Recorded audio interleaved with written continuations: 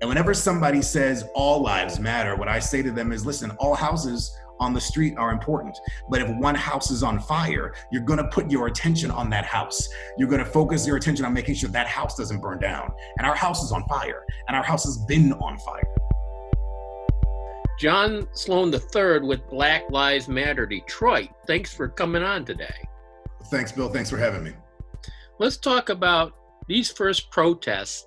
It's been well over a month now following the police killing of George Floyd in Minneapolis. Where are we now with these protests, and what's been accomplished?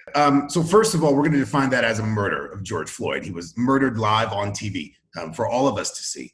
And I think when we start talking about what has been accomplished, we have to also look at the fact that George Floyd's murder was not a starting off point, right? It was one in another long series of events of state-sanctioned violence and anti-Blackness. And so hopefully we've galvanized our base. Hopefully we've brought new eyes to our issues and are starting to move down the field towards real sustainable change. We saw just this past weekend in the Detroit Free Press, full-page ad talking about supporting the protesters and fighting racism. It's a long list of local and regional organizations. Were you connected with that at all? Yeah, so that was not our ad, but we are in full support of that ad. A lot of the organizations on that list we work with on a regular basis. BLM Detroit is fiscally sponsored by Allied Media Projects.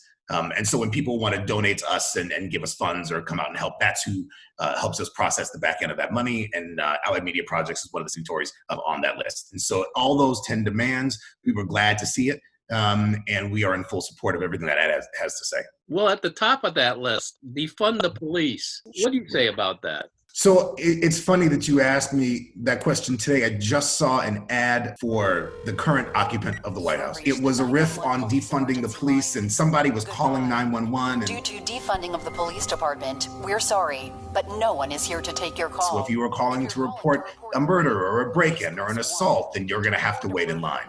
And I think that is one of the fear and scare tactics that anybody in opposition to this movement tries to put out on a regular basis. I want to be really clear when we talk about defunding the police. If you were to go and buy a house and your home inspector came in and said, you got a crack in the foundation, but the windows are great and you got a nice coat of paint on the outside of the house, you're not going to buy that house. Because at the end of the day, you still have a crack in that foundation, which means that house is going to crumble on top of you. The system of policing that we have in this country was founded on principles of white supremacy, of anti-Blackness, and of systemic racism. Period, point blank. Historically, there is not an argument about how slave patrols were the birth of police forces in the South and about how those slave patrols and that system of policing found its way up to the North during the Great Migration, which historians are arguing that it placed anywhere between 1910 and 1970. And so when that is the basis of policing, what we're talking about is the system that directs our police officers at its foundation is inherently racist and inherently anti-Black. And so we're not saying we don't want anybody to feel safe, but there's a big difference between safety and policing. And those are two completely different conversations. And if you ask anybody what they need to feel safe, they're going to talk about a few things. They're going to talk about having a roof over their heads. They're talking about having food on their table and be able to provide clean water to their family. Those are going to be all the things that talk about safety. So the defund the police movement is about removing some what I would call overzealous enhancements to a police force that was built on racism and redirecting those funds to programs that are going to further community safety and center safety in the communities and the neighborhoods, because you know what you need and you know what you need to be safe much better than I do.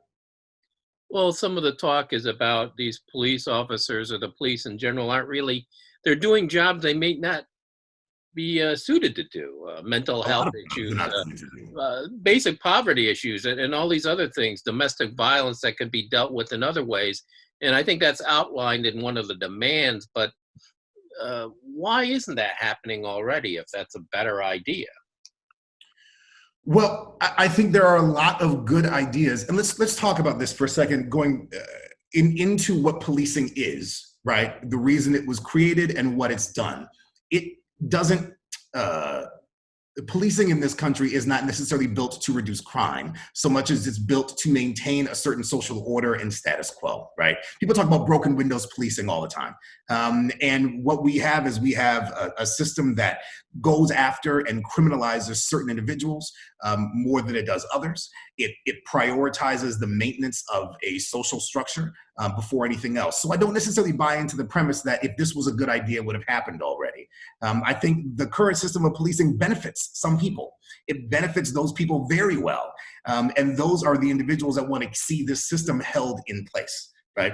But I think if we're going to be really honest about what this country is, we just passed the 4th of July holiday, where we pop bottles and firecrackers to celebrate the stealing of a land from many groups of indigenous people by another. Like, that's really what the 4th of July is. And so I'm not saying that we are at all not in favor of celebrating the people that we live with and this country that we live in, but we have to have an honest conversation about how that country was born and on whose backs that country was built. The number 2 demand talks about demilitarizing the police.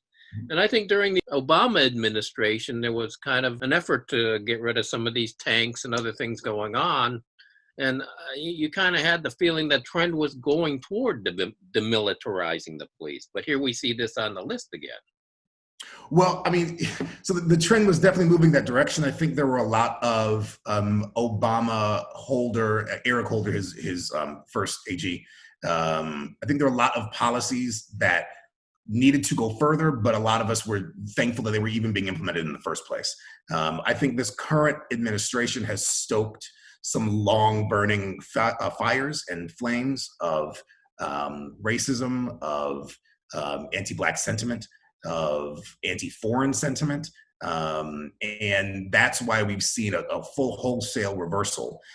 Previous Republicans, right, even Ronald Reagan or Nixon, made kind of preludes, even if they were just gestures to the Black community. I'm thinking about Reince Priebus going to the NAACP convention. They just at least pretended. This president doesn't even go that far, right? He openly and blatantly stokes those flames, causing further divide. So it's no surprise that those efforts of demilitarization were rolled back.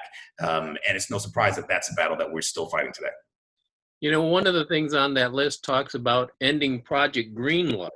Now, Greenlight is the video monitoring system the Detroit Police Department's doing. And there's a lot of claims that's very successful in terms of combating crime and making storekeepers safer. Why would you want to get rid of something like that? Well, and again, I'm not necessarily buying into the premise that it is successful for the community members, right? I think that you have to ask successful for whom.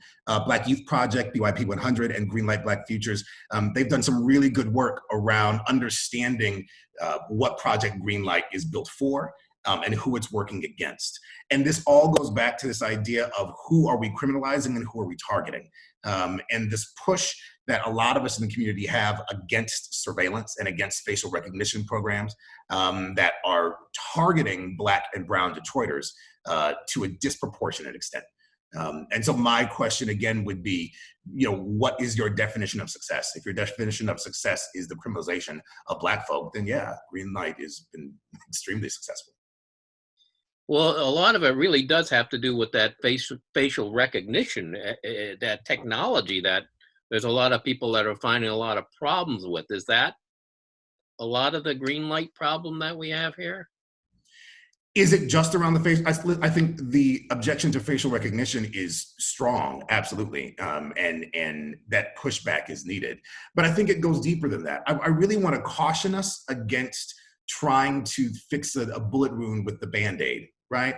Like this list of demands is powerful and it's important. What it all gets to is this underlying basis of systemic racial inequity. And so, yes, demilitarizing the police is important. Yes, defunding the police is important. Yes, ending Project Greenlight is extremely important. The why is even more important. And what we're pushing for and what we're fighting for is, one, an acknowledgement of these systemic and implicit biases, and that these forces, these programs that we're talking about, are the explication of those biases. They're the arms, the tentacles reaching out, the symptoms of the disease that we are trying to push back and swat back against. So to answer your question, yes, facial recognition and that program needs to be completely eliminated. But that's not the same thing as saying, oh well, they don't want safety and they don't want people to be safe. They don't want crime. It's a misnomer to presume, and it's a fallacy to presume that one is correlated to the other. Another thing on that list talks about the Detroit Schools Police Command Center.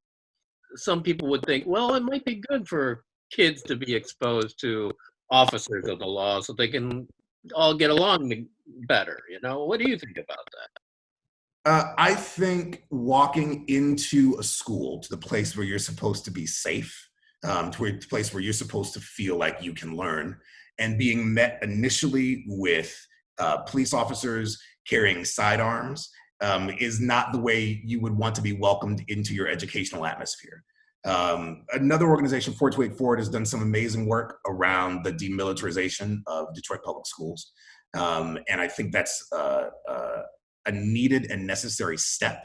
Again, it's one of those things that is a symptom of the larger issue, the idea that our kids need to be policed in a certain way, and is a example of the type of criminalization and stereotyping that we're talking about. Well, I think in the notation there, it mentions that there's a connection with that to the school to prison pipeline. Mm-hmm. How does that work? Well, how is there a connection to a school to prison pipeline when the police are directly in the schools? There's a direct line and correlation between the perception that police officers are then going to have of Black and brown youth and the relationship that Black and brown youth are then going to be developing with the police officers. When we're talking about the criminalization, right, and this idea of Black and brown kids, Black and brown people inherently being more inclined towards crime. That there is a direct line and correlation between those youth being forced to interface with police, being criminalized, being targeted by police at that young age, and that direct line to the disproportion of Black people and Black men and women and individuals in prison. On that list too, we talk about Detroit as a sanctuary city, water cutoffs, suspending eviction orders. How do you make a line between that and the violence or oppression from police? So my co-lead for BLM Detroit, Curtis Renee, she and I penned an op-ed that was in the Detroit News a couple weeks ago, where we talked about the fact that if you only address police brutality, if people hear Black Lives Matter and all they think is over-policing or police brutality, then all we're doing is addressing one leg of the problem, right? The reason that we're trying to address all these different issues is because there's an interconnectedness that they all have when you're talking about systemic oppression. If we go back to the fact that this country, people saying that this system is broken isn't true. The system is functioning exactly the way it was meant to function. It's benefiting the people that it was designed to benefit. Largely rich, wealthy, white, Christian, heteronormative men, right? And the further away from that identity you get, the more vulnerable you are. And that is inclusive of all aspects of Black life. That's all Detroiters that get further and further away from that identity. And so when you start talking about water shutoffs, when you start talking about anti-immigrant policies, when you start talking about the policing in our school system, all of those things are connected and to work as a system of oppression against those most vulnerable individuals. There's another thing on that list, a citizens task force. Is that something like the Board of Police Commissioners? How does this work in this grand scheme of things here? So again, I'm not going to speak for all the organizations on that list. That's not my place or my right to do, right? But I think when you start looking at a group like the Board of Police Commissioners, when you tell somebody, oh, we have a Board of Police Commissioners, I think their natural instinct is to say, well, that's a good idea, except for the way that the BOPC is functioning right now is not actually serving the people. Should there be a citizens task force to balance out other systems of oppression and aspects of our system that are not working? Absolutely. I think how that system works is probably details is longer than the time that we have allotted in this moment. But I think those are steps that are necessary to making sure that the people of Detroit, that the citizens of the city and of the state and this country are empowered. A citizens task force could be a wonderful option as an organization that would exist to balance out some of the inequities already in place. Because what we're also talking about is the sustainability of all of these fixes. And we started this interview by saying, what we don't want is for this moment to die, and for as other things happen in the news cycle, for us to lose that momentum and that attention. And so all of these demands are meant to create a sustainable change. And that's what a group like a citizens task force could do. What kind of responses are you getting from a lot of different people from these sort of demands that I think folks like Black Lives Matter are making? A lot of what we're seeing right now is a lot of Black and brown people that are reaching out to us and saying, finally, this is getting attention. This has been happening to me over and over again. The number of times that we've gotten an email with a copy of a police report or somebody saying, this is what happened to me when I was arrested, how can you help me? Please help me, is also balanced by, and it came as a surprise to me, the number of white people that are reaching out and asking for clarification. Daily, we get emails from white people saying, well, but hang on a second, what does this mean? Or why should I support BLM? Or are you a Marxist organization? Or isn't BLM terror? And it's everything from threats, overt threats in our email or through social media, to questions about the platform and about the movement for Black lives. We are standing here saying there's a difference between equality and equity. And what we are seeking is equity. And whenever somebody says all lives matter, what I say to them is, listen, all houses on the street are important. But if one house is on fire, you're going to put your attention on that house. You're going to focus your attention on making sure that house doesn't burn down. And our house is on fire, and our house has been on fire. John Sloan III from Black Lives Matter Detroit, thanks for talking to One Detroit today. Thank you, Bill. I appreciate having me, and I'll be back anytime you need me. You can find more at onedetroitpbs.org or subscribe to our social media channels and sign up for our One Detroit newsletter.